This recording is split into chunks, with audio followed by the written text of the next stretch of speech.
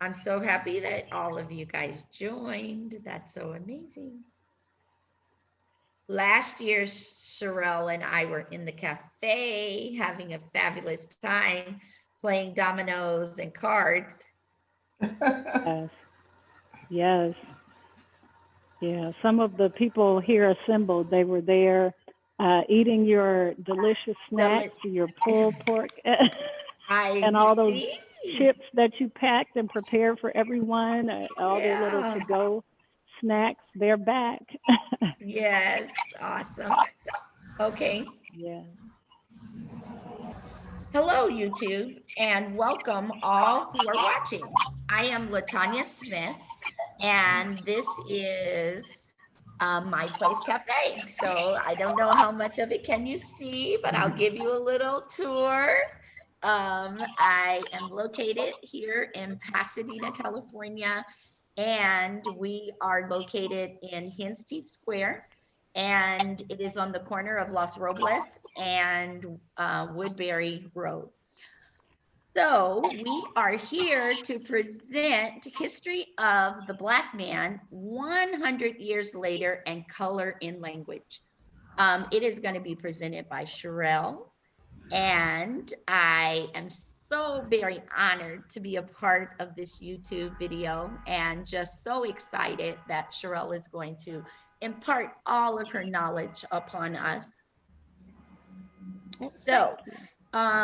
the other thing that I'd like to share is that the hours for the cafe, for those of you located in California, are daily. We are open from 7:30 a.m. to 1:30 p.m. And I would love to have you come and visit the cafe. The cafe is special because we are privileged to have coffee that is roasted from Coast to Coast Roasters, which is a African American company that roasts locally. And the other special thing about our coffee is that we have the opportunity to get our beans from Jackie Robinson's son's farm from Tanzania. And he also does fair bean trading with another company that is out of Ethiopia. So the types of coffees that we sell here are Tanzanian and Ethiopian. So I would love for you to come and give us a try and taste the deliciousness of the coffee. Thank you so much. Thank you, Hello, I'm Latanya. Jesse Tovar. I'm the curator for the event series for My Place Cafe. You guys can all hear me, right? So I just wanted to say that I'm excited to have Sherelle present her article, How First Principles Thinking Can Raise Awareness About Color-Sensitive Wording. And we already know that Black history is our history in this country. When I read Sherelle's article, I kept thinking about Harriet Mullen's Sleeping with a Dictionary. There are excellent poems that raise awareness of implicit racism. Bilingual instructions is one of them. I don't think you guys can see that well on the screen. Another one that is just thought provoking is denigration. And then there's gonna be one poem also in this collection that I like a lot that I'm gonna read real quickly. It's called Exploring the Dark Content. This dream is not a map. A poem is not the territory. The dreamer reclines in a barbershop carpeted with Afro turf. In the dark, some soul yells. It hurts to walk barefoot on cowrie shells. You know, I'm still trying to understand what this poem is about. I can just say at this point that I sense that the speaker is describing the dream universe at a barbershop. With that said, I am eager to get right to this presentation. And it is our pleasure here at My Place Cafe to welcome Sherelle Jones. Thank Woo! you. Thank you so much for having me. And thank you again for the reunion around history of the Black man and being able to just to really shine some emphasis on work that has been written for a really, really long time that has not really been shared with people. When we were looking at the ancestry of my husband's family, we discovered the work that had been written. Primarily, we noticed the work because the last name of the author was Jackson, and the last name of the last name that was on the headstones that marked the grave of the family members that were part of this story, they all had headstones with Jackson on them. And our youngest son, his first name is Jackson.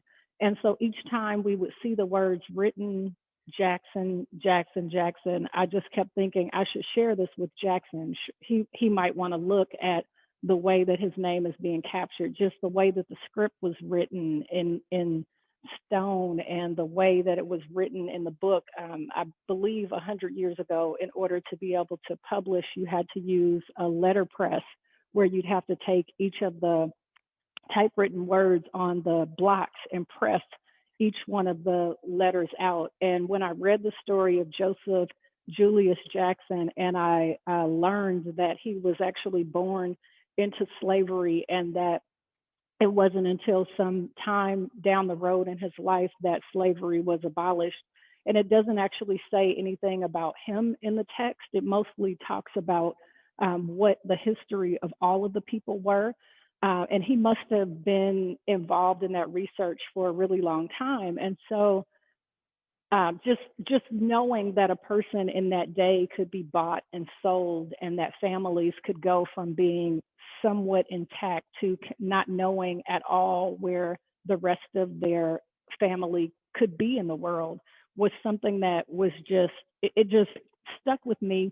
And then the last stanza of his text, saying that he all of his work and all of the research that he was doing was going to be proven to be valuable if some little person reads this work. He actually says if a little black boy should come to read this text and feels any better about himself and of the people that he comes from, his work would have been for good. And so what he talks about in the introduction is that the expense that it took to write the book, the ability to go and learn and to study and to research, was something that he just pursued on his own. And in that day, many people couldn't even read if they wanted to, because that knowledge was kept from them. And so I started to write. I actually wrote a preface for the book when we retypeset it and put it up on a website. It's not like it wasn't on a website. There are several book publishing companies that publish the history of the Black man in perpetuity, because it's in the Library of Congress, and it is in such a state that there's no copyrights associated with it, at least on that piece.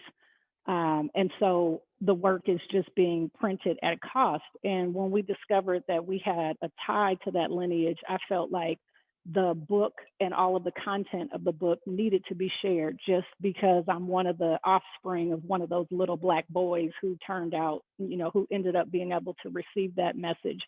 And so we put it on our website, and that website is readymade.family. If you go to readymade.family and you look at the mission and our cause, you'll see a section that is dedicated to the history of the Black man, where there's a review of the text, and there's also a link for you to be able to view it. If you just want to view it on your phone, or you want to download it and actually print it out, you can do that at no cost. And sure, if you want to go to Romans and purchase a copy from one of the publishers that currently sells it, you can do that as well. There are also copies of it on the Library of Congress archive site. But as I was writing the introduction, or the reintroduction to the text, I started to think about whether or not the state that people that mostly look like me and my family members, if the state that they're actually in is a result of them not being told who they really are, and if it is possibly the result of not knowing your historical reference prior to the 1800s, or prior to 17 or 1600. uh, could that be something that actually stays with us today? And then I started to question some of the language that was associated with that same cohort of people, and not just the lack of reflection as it relates to true history of the people, but also the narrative that seems to cut the underpinning of a whole group of people. And so, as I started to try to uncover where that stuff came from, it actually started much earlier than the existence of Joseph Julius Jackson. So, though he was writing and he was recording the history of a people that had skin, that looked the same as, some of the skin of my relatives, it was also in the narrative that it was something not good about Black, or something that was not good about darkness. And I just started to explore that. And so, if you're familiar with first principles thinking, first principles thinking is the kind of thing that pushes you to question assumptions that you hold. And so I wondered if my thoughts on what I had been hearing in the language was just going to be that way because somebody said it was going to be that way. And I thought, well, if people think that that's the way that it's going to be, I'm going to ask the question until I get to the answer of the root cause of all of this stuff. And so that's how the first principles thinking questioning was born. I actually wrote the piece after I was involved in a telehealth session where someone who was involved in implementation of software was talking about procuring devices on the black market and going to the dark web to find stolen or potentially hot items and getting them into the hands of clinicians. And everybody just burst out into this kind of hysterical laughter. And I remember feeling like, wow, I feel like I've worked on this project for a long time. I feel like I'm a contributing member.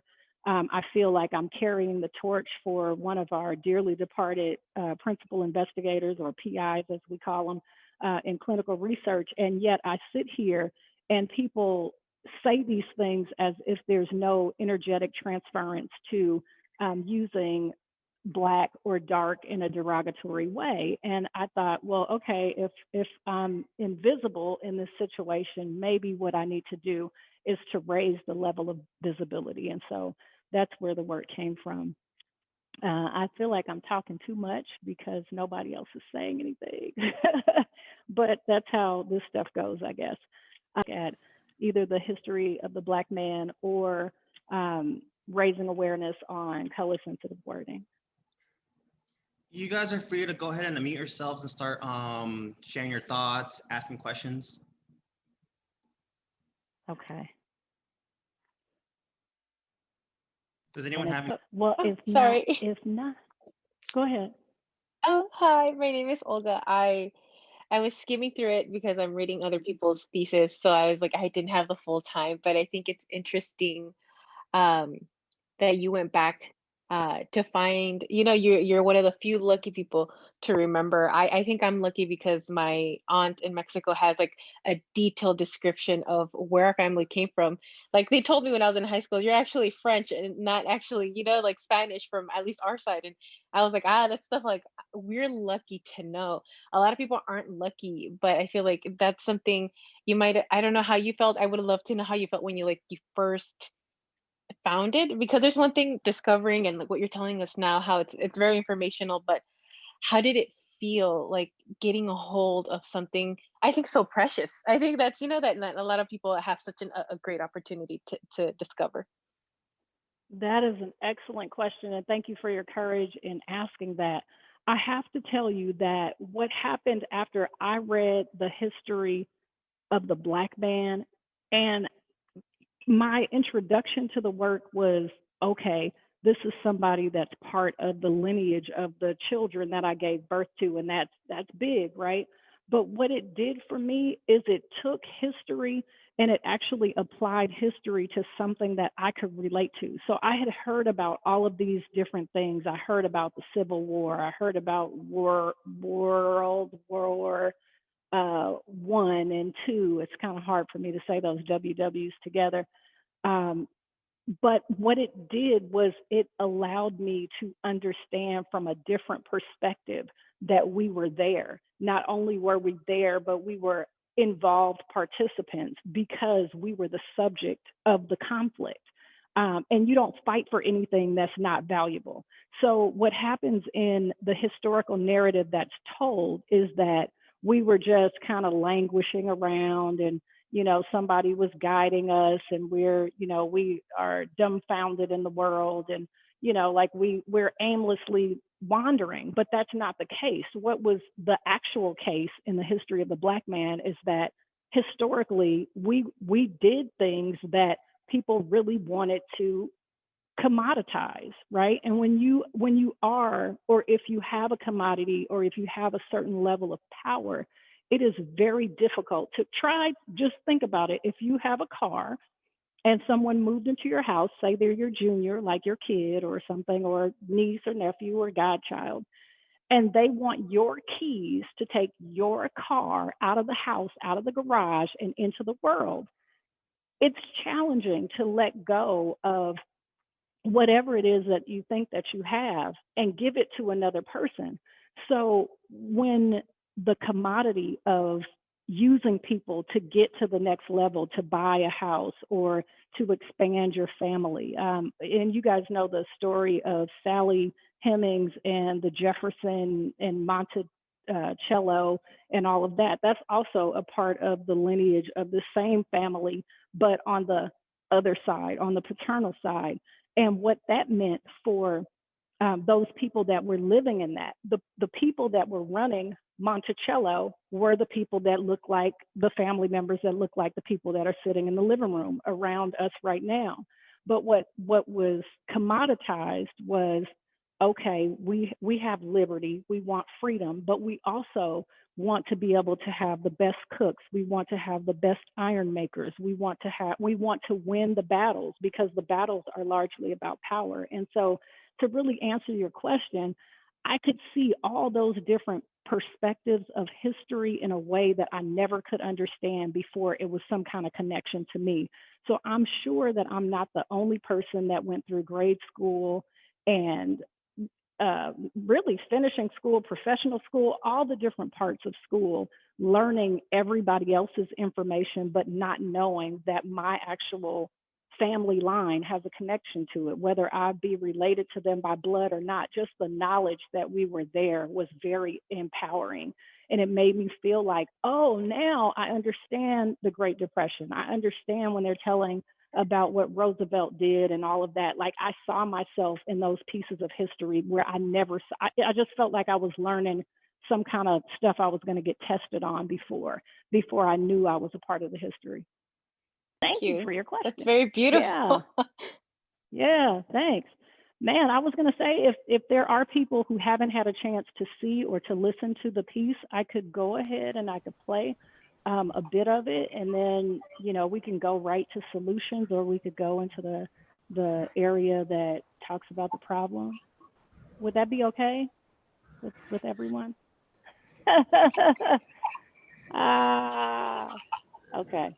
So I will, if you haven't watched the well, I shouldn't say watch, because Spotify is not really watching, but if you haven't heard the podcast, I can play that. And if you're interested in reading the history of the Black man again, Reverend Joseph Julius Jackson's piece is on readymade.family, and all you have to do is actually / history of the Black man, but you got to have some dashes in the right spot. But if you go to readymade.family, just pull down the mission, you'll see history of the Black man. Hopefully I'm sharing my screen now. And the Using piece, more if you neutral want to language listen in order to to not offend Perspective people? Thinking, is on Spotify. Do you find it important that Can you hear? Do you care about using Yes. more neutral language in order to not offend people? Do you find it important that, for example, news outlets are more aware and take more responsibility for the image they create by using colored wording? In this article, published by the Factory for Innovative Policy Solutions, you will become more aware of the use of words and the connotation this can have for people to become more considerate. This article is written by Sherelle Jones and narrated by Tom Kortemach. Enjoy. The Dark Web, a clandestine part of the internet where illegal activity is conducted. Black market, like the dark web, the financial sector in which illicit goods and services are bought and sold. Black magic, supernatural practices associated with evil and sacrilege. Dark comedy, a form of humor that makes fun of subject matter often considered taboo or inappropriate for mainstream entertainment. The list goes on. Such supremacy and oppression in language is exhausting when one has to pretend that the words heard or read do not insult, demean, or otherwise erode the confidence of a group of people. It can be depleting to witness the way that language seems to protect certain groups of people, while the words that are connected to some, particularly those with deeply toned skin, are degrading as a result of the negative connotations they evoke. This article delves into the issue of negative views of dark and black in language and proposes a way of overcoming it by means of first principles thinking. Introduction. Ferdinand de Saussure noted that the meaning of the word dark comes not from some intrinsic properties of the world, but from the world's binary opposition to the word light. When this view is applied to the social world, the meanings, the mind, and ultimately the social world itself are shaped by the structure of language. Thus, structural linguistics does not focus on the existential world of people shaping their surroundings. Instead, all the aspects of the social world are shaped by the structure of language. Historically, the usage of white positive speech and the black negative speech has dominated many languages and dialects. Though many historical forms of discrimination have been overcome, the issue of discriminatory language prevails. In daily conversations, as in the media, it is as if we are speaking into the existence the idea that darkness is wrong instead of using language to promote human equality. As a volunteer, servant of society, and citizen of the world who wants to empower fellow citizens to become more conscious of their word choice, it is my hope that the following exercise in first principles thinking will encourage people to question both the deeply rooted fears of darkness as well as become aware of the language that negatively represents blackness. Make people aware of the words they use.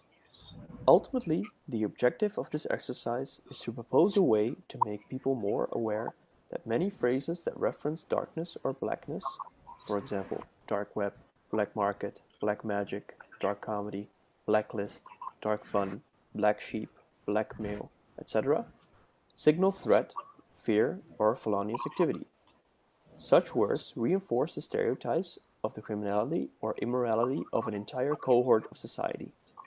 Therefore, first and foremost, people's awareness with respect to such structural language issues must be raised. What are the obstacles to raising awareness? Due to the historical prevalence of the issue, the list of obstacles that stand in the way of the stated objective is long and deeply ingrained. Social groups don't recognize the effects, the many internal visualizations, or the mind tricks that are at play in the psyche of millions. Responses to negative utterances are produced internally in the minds and bodies of the receivers of such concussive language, making it difficult for those producing and sending it to have the same experiences. This is a barrier in the creation of empathy with the receivers. Other obstacles in overcoming this issue include: 1. It is deeply rooted in the language, both historically from a cultural perspective and structurally from a linguistic perspective. 2. People pretend that it's not a serious issue and that there are no energetic, psychological, and emotional side effects of using divisive language. 3. People are uncomfortable to be confronted with their conscious, unconscious, internal biases. 4. People who use such phrases might do so due to their association with their beliefs, their appreciation of the art, and their culture in general, and thus making them less willing to re-examine their word choice. 5. People feel that they can disparage darkness and blackness because it is commonplace to do so in their communities. Becoming aware of my own assumptions first.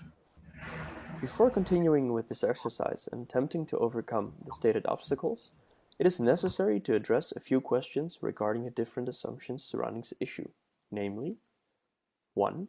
Do all people of the world really want to acknowledge the humanity of others, and do they desire to reduce the pain of fellow human beings? 2. Do people with lighter skin believe that those with more melanin are not as emotionally sensitive as they are? 3. Do people who produce negative utterances with respect to darkness and blackness do so unconsciously or because they believe that other people are less significant? 4. Can those who use such negative utterances be held accountable for their speech, or is language dictated by an overarching hierarchy of power that is beyond the ability of an individual to control? 5. Was the white-black binary opposition created consciously? If not, then how could it have come about? Why do we approve of it today? What are the first principles? What words can be considered sensitive exactly? Dark place time, black market, dark pattern, dark web, blackmail, etc. When are people audibly or visually exposed to repressive utterances? They are mostly exposed through listening, reading, speaking, and viewing. What do people feel when they are confronted about their word choice? What chemical reaction is created when they are confronted? Unfortunately, a search engine query does not generate the necessary scientific answers or first principles. By instead relying on experience and discussion with others, I would say that most people feel ashamed or personally attacked when confronted. Eureka! How can we raise awareness with such a list of color-sensitive words? Create a database of color-sensitive phrases to serve as a resource for newspapers and other media outlets. Such a database could contain a list of phrases that make negative use of dark and black, as well as offer more color-neutral alternative to such phrases. How can we make people who read aware when they read loaded words?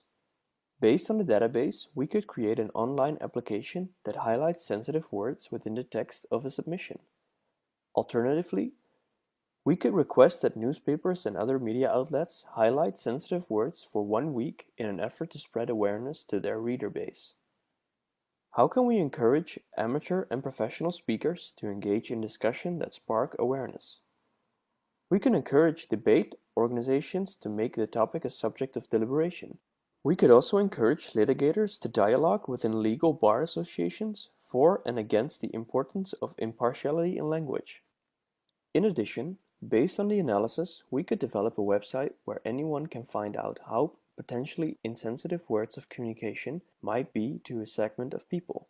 Visitors could insert an article, a movie script, or a website's homepage, and it would examine what percentage of the submitted content consists of criminally hued phrases, and whether, comparatively, the material is very, somewhat, or not at all insensitive to people who share the pronoun depicted in the work. This tool and database could, for example, also be used to make news outlets or political parties aware of their insensitivities and offer them alternative phrases before publishing their insensitivity score. How can we confront someone without igniting the reaction of being ashamed or personally attacked? How can we confront someone without making them uncomfortable? We should show that person in a non-judgmental way that we also have feelings and that we have felt similarly as he or she has before. Conclusion. The objective of this exercise in first principles thinking was to develop a set of actionable solutions to the issue of color-sensitive wording. After clearly identifying the objective of making people aware of the many negative uses of dark. But Just making one of sure. the things, yeah, no, I appreciate that. I was trying to hook up my hotspot also. When I listened to the gentleman say that speech again, it actually made me think of how many comments that I've received about having someone else read the words and the recommendations that are made in the piece that suggest that we can solve some of these inequities that people experience as it relates to how a certain group is looked at, whereas another group is looked at in a disparaging way. I've heard people say, "Oh, I wish that you hadn't used a voice different from yours." You know, we would love to hear your opinion on these things and actually have you write and speak it. And I'm just interested in the opinions of those who are assembled here, what your thoughts are on having uh, a narrator read the story versus. I personally think it's fine because you have audiobooks and not all audiobooks are by the author. And sometimes it's good to see someone else read it as well as yourself read it. And it does not, for me, particularly make it negative. I think it's good because that person who read it is actually reading it and understanding it. And that encourages him, or if it was a she, it would encourage her to perhaps, give it to other friends to hear or read, because you can read it or you can hear it, but it doesn't always need to be the author that reads it. And I think that people get oversensitive or think they have the right to try to degrade someone because that's what they would do, or that's what they think that they would do. And that's not always the case. Sometimes people just make a negative comment just to be negative. Personally, that's what I think. And that's what my experience. Sometimes people don't have any, my thing is, if you don't have anything good to say, maybe you shouldn't say it. But sometimes people just want to be negative because they want to be, because they think they have the right to be. And that's how it is, because you see a lot of stuff going on in the world. And sometimes you always have that one person that just wants to pick a fight. And if you let them pick the fight with you, then they win. If you don't let them pick the fight with you, you win. Because you have to be neutral, because sometimes there's always going to be that one person that wants to knock you down no matter what, because they're not feeling good about themselves and they don't want you to feel good about yourself. I think Wow, that's that's interesting. powerful. Yeah, because I just read an article of why there's always more negative comments, and apparently there has been research how we tend to lean on the more negative side, just sometimes as humans, because it was our nature to hear a noise back then and be like, oh, we're in danger. But now that that instinct has nowhere to go, it goes directly, like you said earlier. I don't know your name. It just says My Place Cafe. So I was like, I don't know her name. Oh, Sherelle. Roberta. Sherelle Jones. Terrell.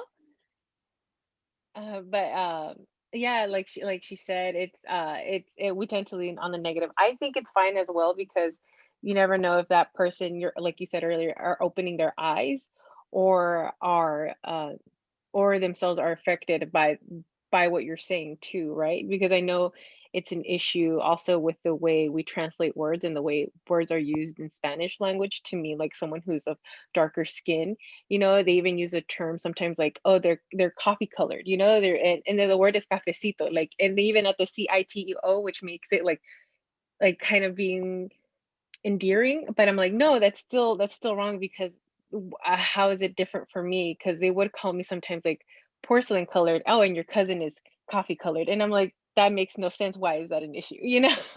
But it is true. Like it is. This is something that's affecting. I want to say, well, I know I can speak for at least Spanish speakers, that it's also even taken into our language, and it is something that should be. Yeah, because I was like, that is a very good solid point you're making in that conversation. But I'm going to the first one, is that I don't think it's an issue to have someone else read it. I think if anything, it's even better, so you can know it's like, this is not only affecting me, it's affecting a lot of other people. Thank you for that. Thank Hi, you. Sherelle. Can you guys hear me? Hi. I can Okay, hear I'm in you. my Go car, ahead. so sorry. So I think that there may be objection to, so I'm not necessarily choosing a side here, but I think that there may be objection in terms of wanting an author to read their text based off of relatability. But on the other hand, and something that I lean more strongly to, is with the consent of the author. Now, I've seen a situation where like an author would have a text, and then the company that's producing it or publishing it chooses someone else to then, read their work, and then that becomes the problem. But it's the choice of the author, and I think that there's no uh, like issues with either. It's based off of the author's preference. But again, I will say that the objection might not necessarily be negative, but come as it relates to relatability, if that makes sense. Thank you so much for that. I appreciate it. Wow. Thank you for joining in your car while you're doing everything else that you have to do in the world. I so appreciate that. Yeah, no problem. Thank you. You're welcome. I'm like, I just want to listen to her because she's going to give us some guidance. She's driving us, our navigator. Wow. Well, thank you for that. I was hoping that I could get opinions of what you think, but then I also wondered if you've ever been in a situation where you feel like you're saying something and you have a contribution to make, but there might be some quick judgment about what you bring because you are saying it. And it just, I mean, like prejudice and prejudging, they're like the root of the same word. What I experience a lot of times is that people will say, oh, well, they're just being too sensitive. Or I've even heard, oh, that's how the uppity ones are. They don't want anyone to talk to them about stuff, or you're being too militant or something like that. And to be real honest with you, it is very frustrating to have a person. I can remember one time being in the room and a gentleman walked in and he said, oh, no one's here yet. And I was like, well, that's funny because when you just said that, I heard it. So I don't know what you mean, but I guess I'm considered no one. Sometimes you can bring a message and that message fall on deaf ears because you aren't really given the time to make your expression. The assumption is just that it couldn't be anything of value. And so what my hope is for this piece, as it's distributed around, because the persons who are publishers of the piece are outside of the United States. And so as it's percolating through the globe and trying to raise awareness, I hope that people will listen and give it a couple of seconds to just kind of ring in their ears for a minute before they press delete. And that's one of the reasons that I was careful not to use the term. I didn't, well, because race, culture, ethnicity, and all of those words are sort of a big ball of, I would say yarn, but it's more like it's probably a big ball of rubber bands, because depending on whether or not you're using a data system and you're trying to categorize those terms, you have a way of looking at them. If you're in a community and you're trying to describe a cultural experience, you may use a term that's more synonymous with ethnicity and things like that. And so I was trying to be careful not to add those kind of components, because sometimes people will tune you out because you say, if you say it's race, or you say racism or prejudice or any of those things, they sometimes the reaction is that that's not for me because I'm not one of those people. But you could be a person that's in the kitchen back here making mashed potatoes, and you're stirring up those mashed potatoes, and as you're going through the potatoes, you're taking parts of the anatomy of that vegetable and you're pulling it out because you see it as out of place. Often when we see those pieces as out of place, those are the pieces that are colored different from the whitest pieces of those potatoes, or it's the section where the skin got left in. And there are some restaurants that do it, and they make it their thing where they add the skin.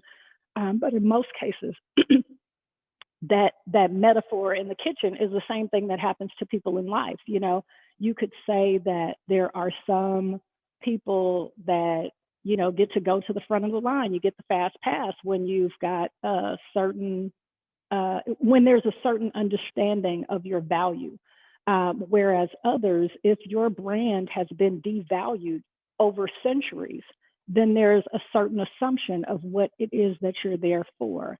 And so I just hope that people can be more aware that even me, I'm processing it. And that's why when we got to the last minute or so of the read, where it talks about being able to allow people to feel okay with owning what they too feel. I was driving to pick up my son from his friend's house. And as I was driving to pick him up, I was just like thinking something must be going on. And I was asking myself, why am I thinking this? And so when you question your assumptions and you sit in whatever that is that's making you feel uncomfortable, and you start to ask those questions of yourself and you start to answer those questions honestly, people, one, might think you're crazy because you're having this conversation with yourself. But two, if you're honestly answering, you're going to get to assumptions that you personally hold, whether it's making the potatoes or picking up one of your loved ones. And so what I was asking is, do I expect that something is going on at this child's house because it's this child? You know, do I ever, and what I ask myself is, do I ever ask those questions when I'm going to another kid's house? And so when I started to be honest about that with myself, I'm like, whoa, I am programmed to think that there's some nefarious activities if the Black kids are together. And we all know that if you've ever been anywhere, I know at work, people are like, oh, that must be stolen because, you know, you're using it. And I'm like, no, it's not stolen because I'm using it. It looks stolen because you're not used to seeing me. Also, you think that some possession of value doesn't belong to my kind. So if you're addressing what that really is and you're being honest about that, then sometimes it's going to be hard to sit in that. And so one of the other reasons that I had to write it was because the kid that I was prejudging, he was the least of all of the friends, that my kid had, my youngest kid, that should be judged that way. You know, he was a survivor of a almost life-ending medical condition. He was living without one of his parents, and he had to catch the bus to school in the cold, and you know, the whole story of walking back and forth, like all the things that a kid would need to endure. This kid was battling against all of those things. And I thought, if there's any person who needs compassion and that needs to be treated like he is okay in the world, this kid deserves that. And so when I wasn't giving him and that experience with my own son a fair shake, I said, you know what? People are doing this. And so I gotta write it down. So that's where it came from. And I guess I wanted to display some images, but I don't know if I'm getting too far along. Thank you, Andrew. I want to pause to see if you if you could speak to your recommendation here. Let's see. Andrew, are you there? Yeah, I can you hear me? Yeah, you sound good. Okay, so I had a few ideas because skimming through the article, I also, like Olga, didn't have a lot of time to finish reading it. I thought this is very similar to some of the challenges that I face as a gay person, like the idea of a derogatory meaning and it kind of being displaced and put into the background of language as it gets used in general. Because at first I had that same sort of implicit, wait, this is too PC almost impulse, you know?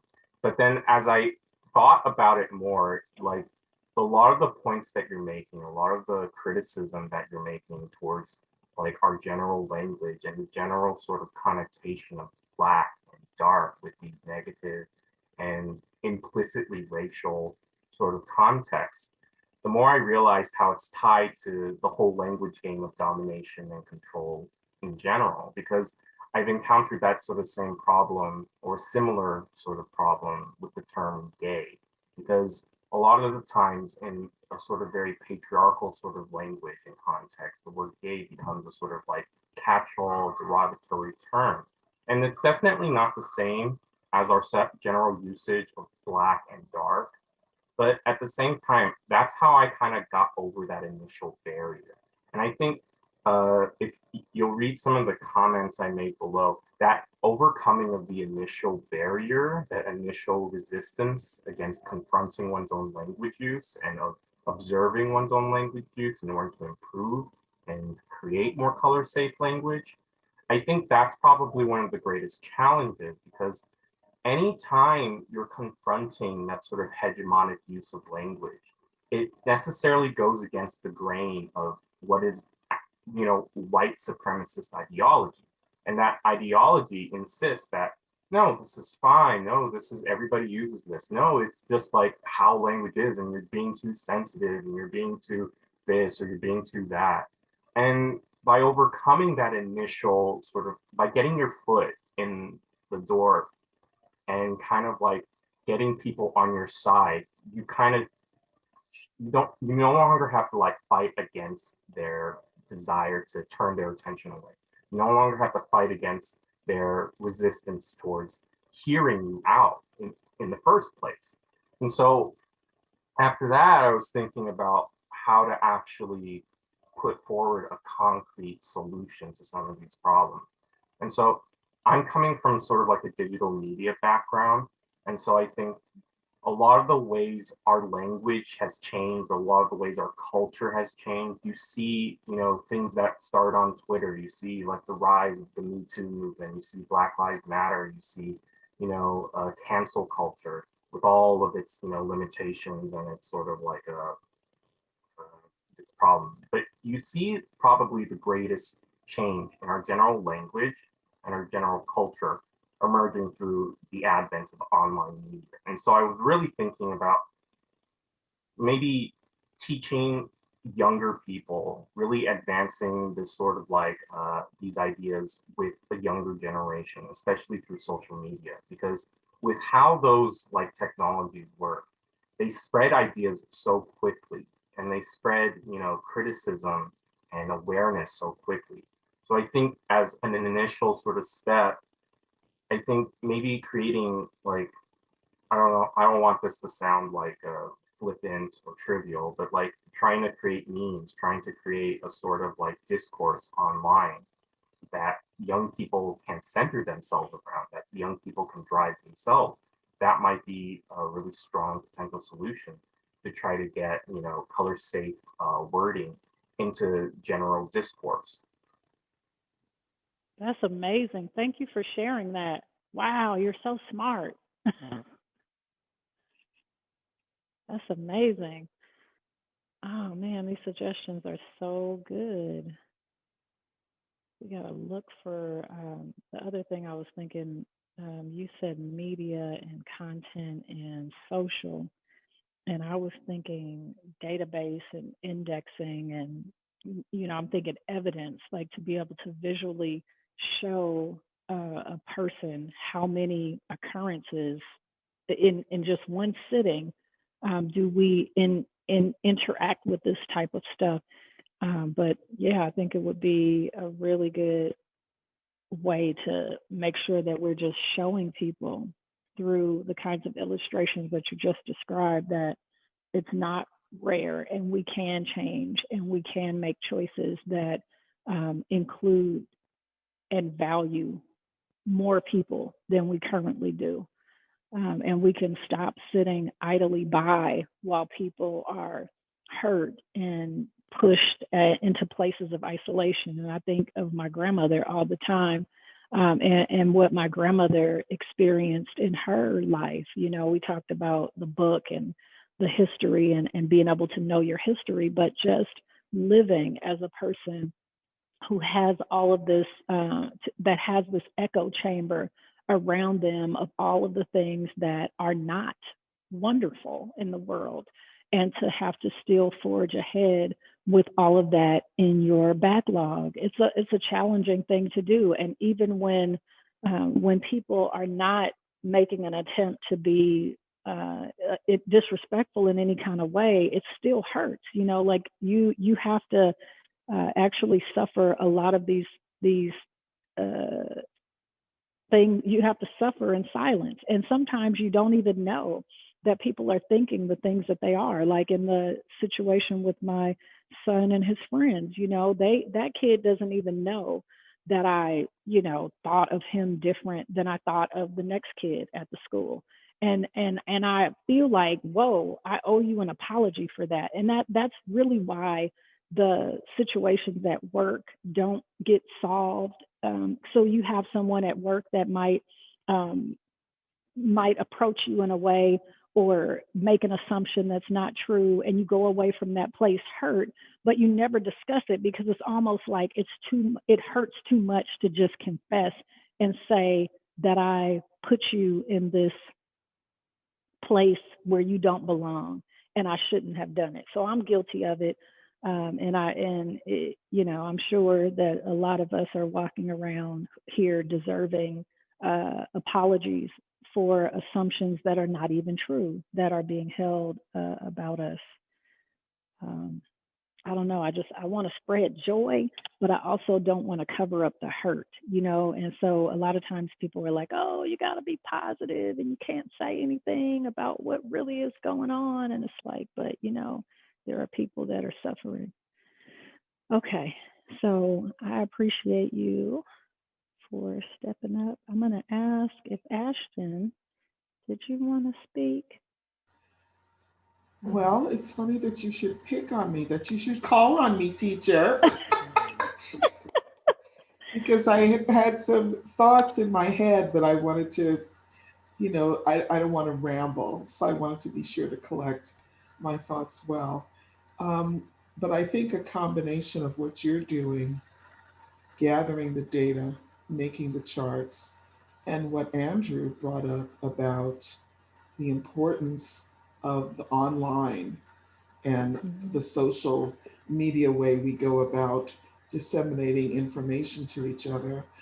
Um, I think about the world of journalism, and there was a time when newspapers, especially in reporting crime, would think nothing of saying, a black man robbed a store, you know, with no other information about the person other than the person was black, therefore creating this fear about Black people, promoting stereotypes.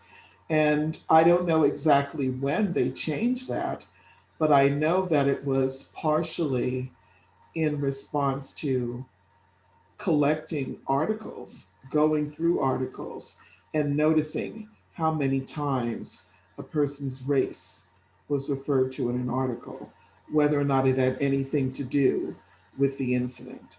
And one of the results of that research was that in journalism now, they have the rule that unless the person's color, race, whatever is relevant to the incident, and unless there are enough other identifying information about that person, race is not mentioned in the article. Um, and this is something that journalism has adopted as their code and has also filtered in, I think, to other forms of expression. I'm a storyteller myself, and The Moth is one of the big storytelling organizations that does set guidelines for us. Whether or not they're followed is another thing. And they also talk about in your storytelling, unless the race of a person is relevant, you don't need to mention it. Um, Never try to imitate the voice of or what you think is the accent of a person who is not of your own culture. So I think that the world of journalism is a place where we may be able to look to them or to encourage journalists to beware of this color sensitive language. And once we can get them on board, I Mhm. think it'll filter into other areas in our lives.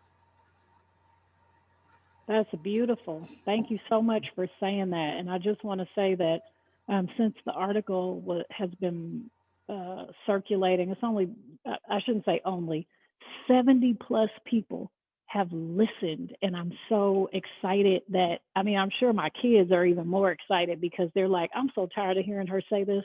I just want her to stop talking to me about it. But there's been around 100 or so clicks thus far. And I've heard from one newspaper who said that they wanted to respond to the challenge that's in the piece around spending a week at looking at what kinds of phraseology is being used in the pieces that they're receiving that get chosen to be published.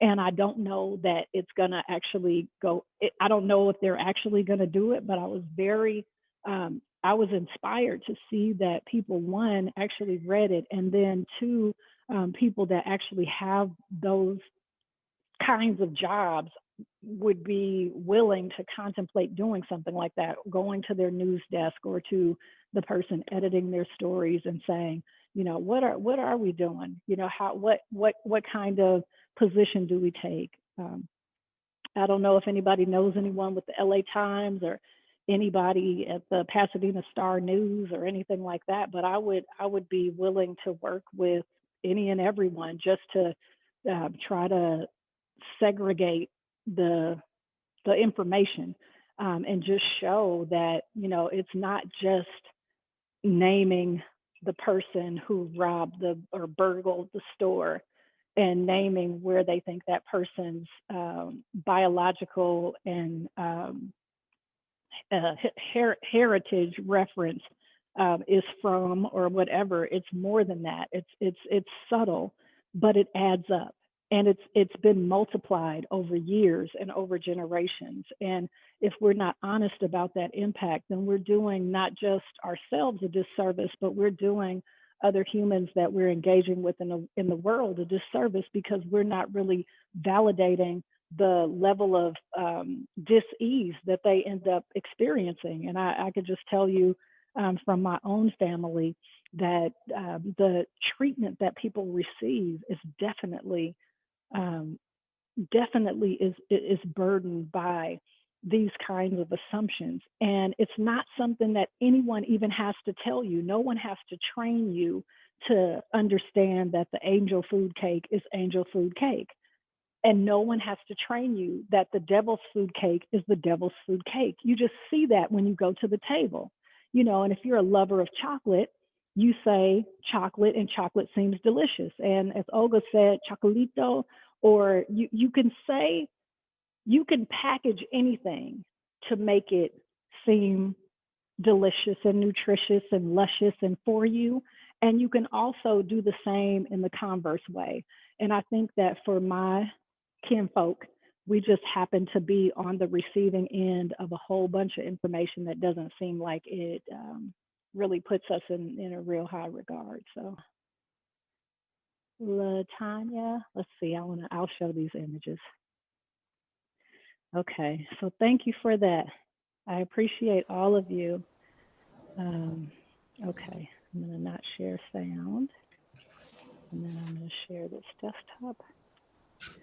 Okay, so this was my favorite, and I don't know, maybe we can come up, I don't know if this is a meme or not, but this little guy, my cousin sent this to me, and I just looked, when you look into this, the eyes of this little creature, it just looks so exhausted. It just looks so, and I've seen that look in the eyes of humans that I know that deal with all that they're wrestling with. And when you stop and you actually think about what it must feel like to have people walk the other way when you come by, or when you cross their path, to be like, oh, and now I'm going to have this many years of bad luck. It's like, wait a minute, why? Why is that okay? Any thoughts? Uh-oh, Delois, this one was for you. I miss him. I think the cat whisperer would have a lot to say about this beauty. Oh Uh, yes, okay.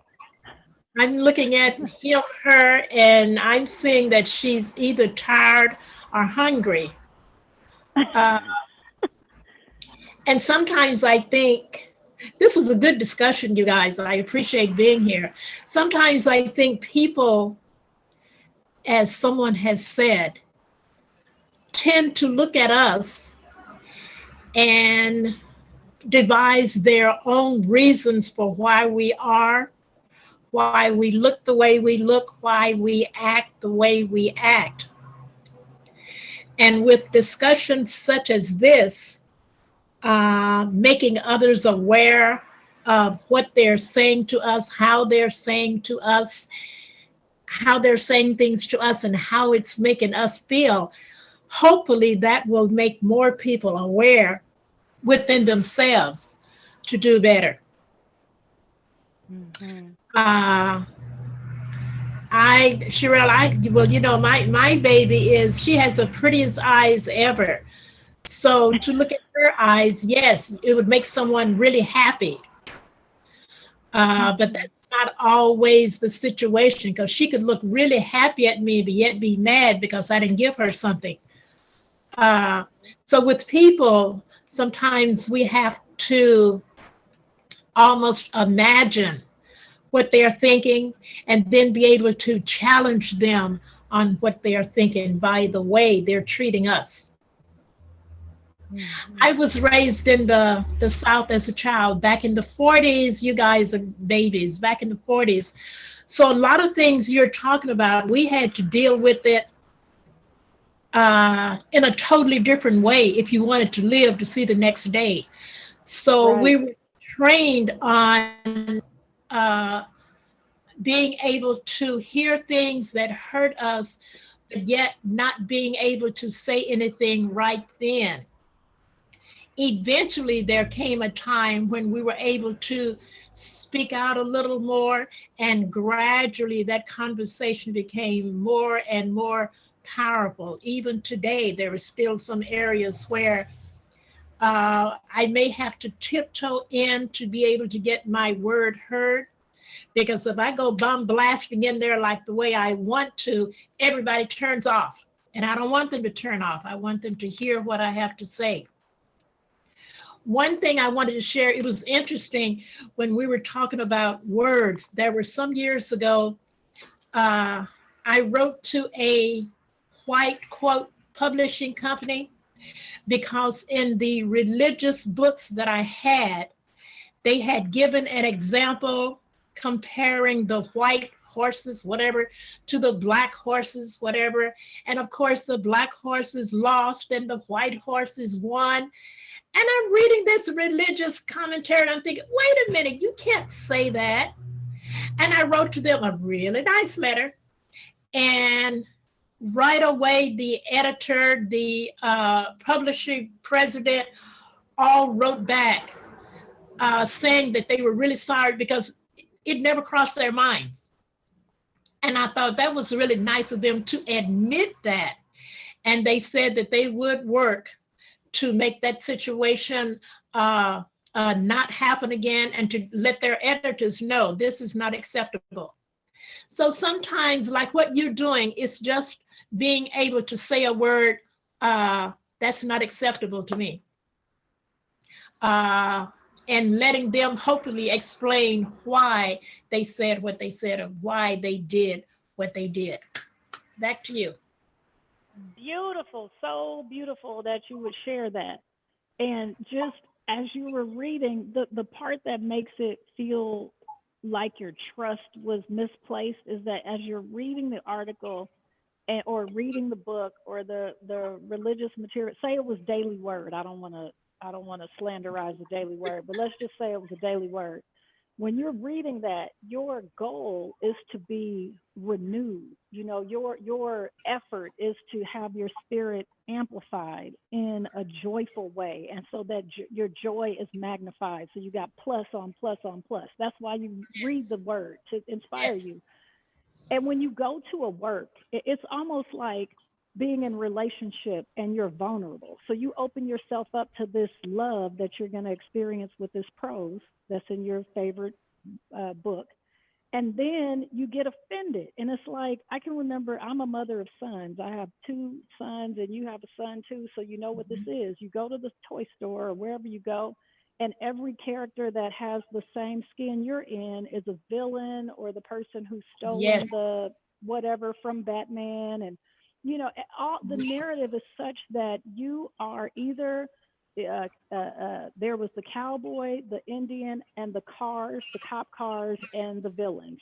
And so Yes. everything that had an image that was similar to the image of my children was something else. And so, and I'm writing too. I'm like, Hasbro has to know about this.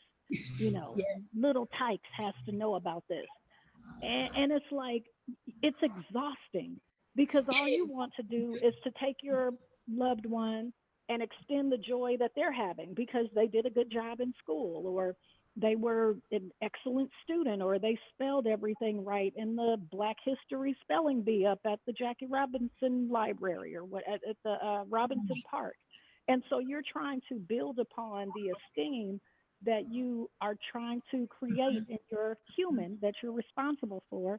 And then you have to go and you have to work to make sure that every other person who is going out to invest in this thing for their person can receive less, not damage, because it's not like it's not even like it's really obvious.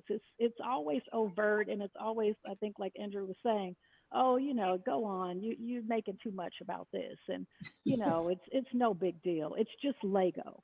Yeah, it is just Lego. It is just Mhm. Lego, but that Lego is a tapestry of this kid's life. It's Yes. the narrative of their formative experience. And if people have the impression that their experience is devalued, or their experience is, Mm. the narrative is that it's criminal, or it's defunct, or it's not the best version of itself, then that really adds up. It really does. It does. So It I don't does. know. Go on, and I just keep it going. All Mhm. right. Let me see. I want to read this comment.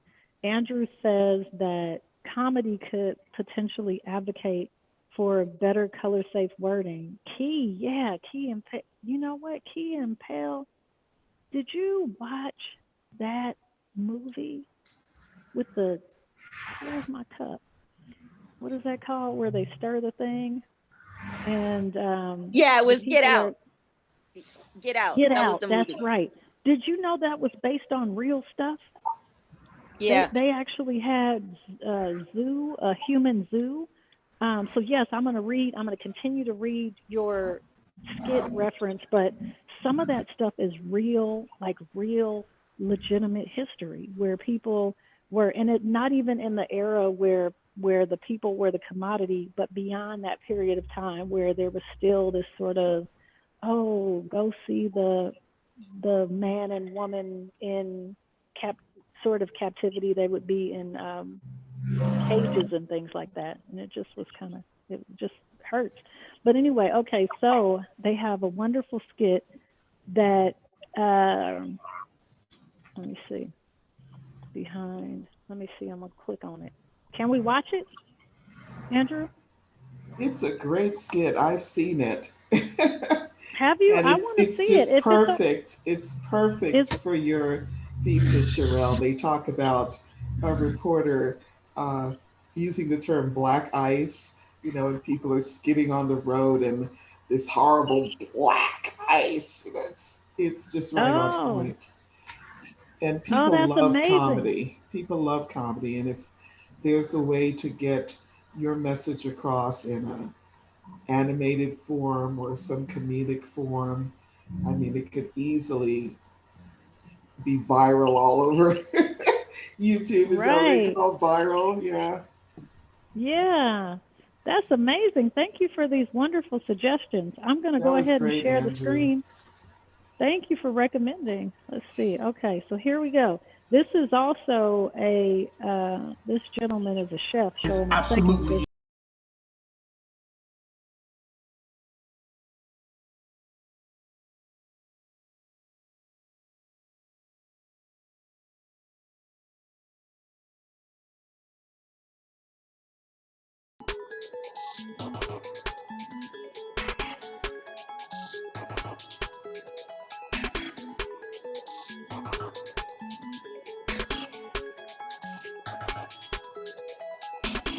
shit so bland. I'm gonna run these bands. Bitch, I'm a real hip hop nigga, bruh. I ain't never wanna cuff my pants. I'm a boss nigga like Sands. Oh, this, then a whole land. Coleman, the nigga frozen. Push and whoa, Trinity boots.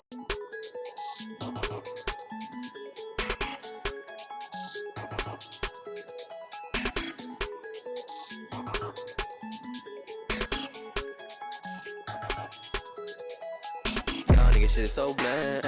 I'm gonna run these bands. Bitch, I'm a real hip hop nigga, bruh. I ain't never wanna cuff my pants. I'm a boss nigga like Sands. Oh, this, then a whole land. Coleman, the nigga frozen. Push and whoa, Trinity boots.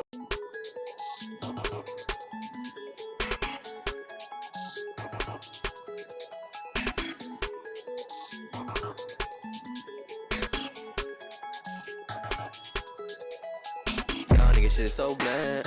I'm gonna run these bands. Bitch, I'm a real hip hop nigga, bruh. I ain't never wanna cuff my pants. I'm a boss nigga like Sands. Oh. Oh, thank you so much. Guess what? I had pressed a button on my headset. I thought I was Janet Jackson, but I'm not. Okay, so it reminds me of the piece that talks about secondhand smoke. And it's a public service announcement that's run in at least California. I'm not sure about what other places it runs. It's a little kid who's by a heater, and in the heater, this secondhand smoke is creeping all through the complex.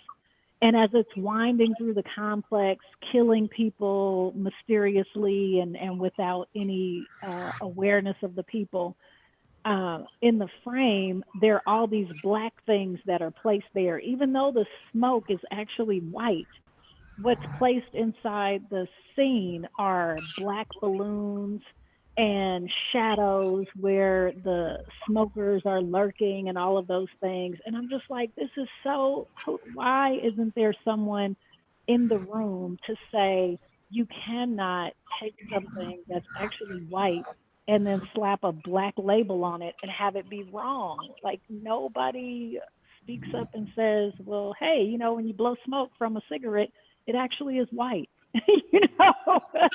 And in that scene with snow is actually white. And I think Roberta, if she's still on the line, she was talking about how rare it is that there be any kind of connection to anything of any level of negativity when you're making reference to something that is white or allegedly fair. That's That's a few interesting, that Sherelle. when I brought up to Sherelle, it caught her off guard because you have a white out, which is not really a good thing. That's a snow white out. That's a negative connotation. And, you know, and there's a couple other ones out there which are rare, but it does happen, which is, you know, something to think about. Go ahead, Olga. Sorry about No, it's okay. I just love the fact that Sherelle brought that up, because that just goes to show we don't have enough Black and brown people in writing in media, period. Like, the best thing we have is like Michaela Cole and Issa Rae, who has her own show, and she staffed that everything that she has. She's like, I'm going to make it. I'm making sure it's like, she always says, I'm going for Black. You know, she's like, go Black. You know, and she does. She Yeah. staffs her everything that she has, even down to the tiny little job she has. She's like, I'm going to make sure Black people are filled there, Black or brown faces, because we don't see that in the media. And I think the commercials like that are a very great example of how bad it is, you know. When, like, I like watching shows and me and my sister sit there and we are like, there's no person of color, which now is an issue, right? Why do we have to be the people of color, and then what other people are, the white people are just people? But we talk about it when we watch shows, and we're like, oh, so you can tell that there's no brown or Black people in that writing for that show, because they try to portray the hood. And being from Compton, California, you know, all my life, I was like, that's not the hood. I'm like, so we sit there, and sometimes we like to watch it and point out, be like, yeah, there wasn't even someone to reference, you know, for that show. And that, yeah, going back to like what Andrew said, I love that these young kids are using TikTok to like voice, because there's a lot of like deaf people who are like, you know, there's a lot of, we can't hear, you know, like there's a lot of things that are not accessible to us. because they're also missing out on that culture. And I know there's a woman called Charmaine, and she's like, not only is it a problem because we're deaf, there's also a Black sign language that people are ignoring completely. And people are saying it's not valid, or people are saying you're signing wrong. She's like, no, that's true, and it's part of our culture, but it's just not magnified in media at all. So I'm loving that these TikToks and these young kids are actually going like, we have a voice, we're here. We're small for now because we're just not magnified, but we are greater in numbers. But yeah, but that skit Thank was, you for that. that ending was wow. Yeah, thank you for that. I think that goes when you were saying being in the room. Sometimes people want you to be in the room, but it really takes courage to speak up and say. And sometimes you may be the person in the room who speaks up, and then you just get dismissed, and so that feels terrible too. So I'm in technology, and I go all the time, and I don't know how many times I've gone to a Microsoft activity and somebody asked to see my badge because they want to, like, I'm getting carded at the tech conference. It always happens. There's no time that I go in that I'm not asked. I mean, it'll be thousands of people just rolling in with their lanyards on, but somebody's got to look at mine because, you know. And if you speak up about that, it's like, oh no, no one would ever, and you get sort of pushed aside. This is not to say that there's not any progress, because when you hear Miss Davis talk about the 1940s and how, I can remember this one time we were working together, and she was saying, girl, you better be careful. You could, sometimes stuff can come back, and I'm paraphrasing. She wouldn't tell me not to be who I am, but sometimes if you can take a risk, and your risk is the risk that you take of speaking out is heard, you can help a lot of people that they would never know that you should be thanked for that help. But if you could try to just reach out and just point out as the things that you can, you might be able to save a person. Because I think about Trayvon Martin often, and I think about a young person just talking on their phone, talking to a friend and thinking, I want a snack. Everybody wants a snack. Like when it's midnight or whatever time you start to get hungry again, you want something you could just kind of go to sleep on. Put something on your stomach and just kind of check out for the night. And for him to be in his own neighborhood, in a place that he belonged, and to have someone sashay along and decide that he was not supposed to be where he was, really makes me feel like I have to use my voice, because my voice is, I don't say that to say in my neighborhood, people don't think I'm casing the neighborhood. And I've been in police reports because people are like, oh, this person doesn't belong here. I think that person is trying to burgle the neighborhood. It happens to me, but it happens in a different way with someone like me, because I work at the right places. I know the people that, are running different civil places or whatever.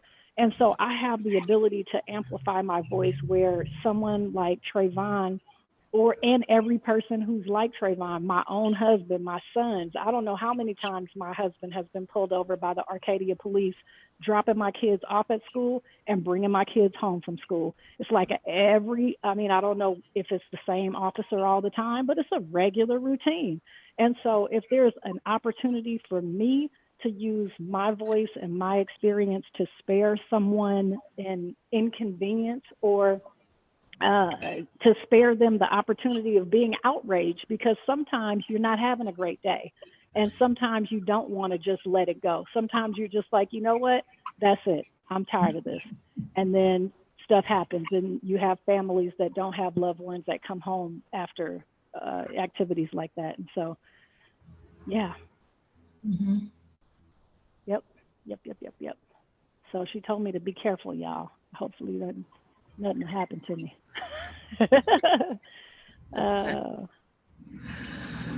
Hey, how's the cafe doing? Oh, you're talking to me? Yeah. How's everything going over there? The cafe is going great. I love you. No, I was just checking to see if you had any questions or if you had any objectives that you wanted to that you wanted to accomplish while we were here. That's all. No, I think all the suggestions that everyone has made and everything that people have shared, such as Cynthia, Andrew, Olga, Deloise, Roberta, Connie, who was here earlier, they were all excellent, and I love just this conversation that we had, and I'm glad we had it, and and I'm glad to be a part of it, and I'm thankful that you presented this, Sherelle. Thank you so much. Oh, thank you so much. Thank you. So,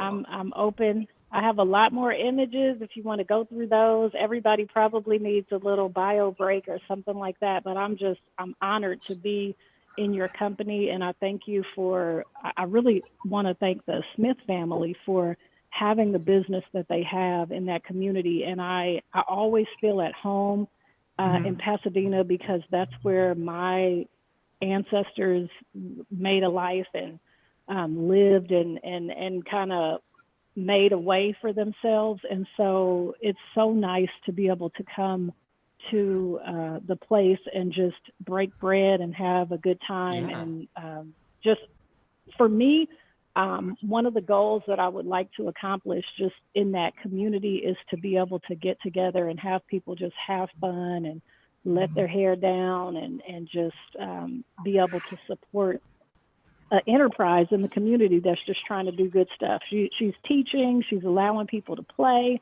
she keeps a community calendar, and all of that is so important to have in a neighborhood. So I'm just honored to be a part of that. Okay, so thank you again, like I mentioned, to everyone that's here in this virtual audience. That concludes this discussion.